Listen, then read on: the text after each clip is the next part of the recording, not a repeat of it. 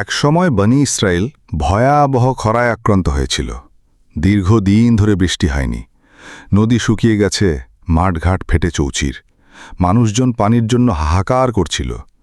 তখন তারা নবী মুসা আলাইহিসসালামের কাছে এসে বলল, হে আল্লাহর নবী, আপনি আমাদের জন্য আল্লাহর কাছে বৃষ্টির দোয়া করুন। মুসা আলাইহিসসালাম পুরো জাতিকে নিয়ে এক পাহাড়ে উঠলেন।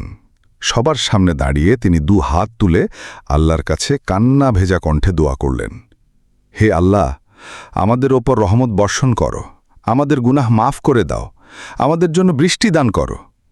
কিন্তু আশ্চর্যজনকভাবে আকাশ পরিষ্কার রইল, কোনো মেঘ জমল না, বৃষ্টির কোনো লক্ষণই দেখা গেল না।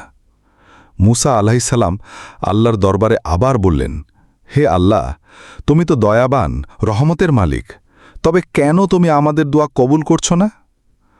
তখন আল্লাহ তাআলা ওহীর মাধ্যমে জানালেন, হে মুসা, তোমাদের মাঝে এমন একজন আছে যে ৪০ বছর ধরে প্রকাশ্যে পাপ করে আসছে।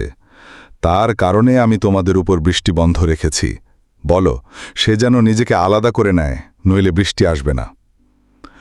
মুসা আলাইহিসসালাম গোটা জাতির সামনে ঘোষণা করলেন, হে আমার কওম, তোমাদের মাঝে এমন একজন ব্যক্তি আছে যে ৪০ বছর ধরে আল্লাহর অবাধ্যতা করে আসছে।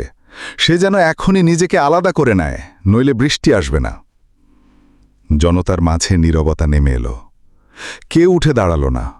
অথচ সে পাপী ব্যক্তি নিজেই বুঝে ফেলল যে সেই ওই ব্যক্তি। সে মনে মনে বলল, হে আল্লাহ, আমি আজ নিজেকে অপদস্থ করতেও পারছি না, আবার আপনার হুকুম অমান্য করতেও পারছি না। হে প্রভু, আমি তওবা করছি, আমার গুনাহ ক্ষমা করে দাও, আমি কখনো আর অবাধ্য হব না। সে নিজের জায়গা থেকে না উঠেই চোখের পানি ফেলে একান্তভাবে আল্লাহর দরবারে তাওবা করল।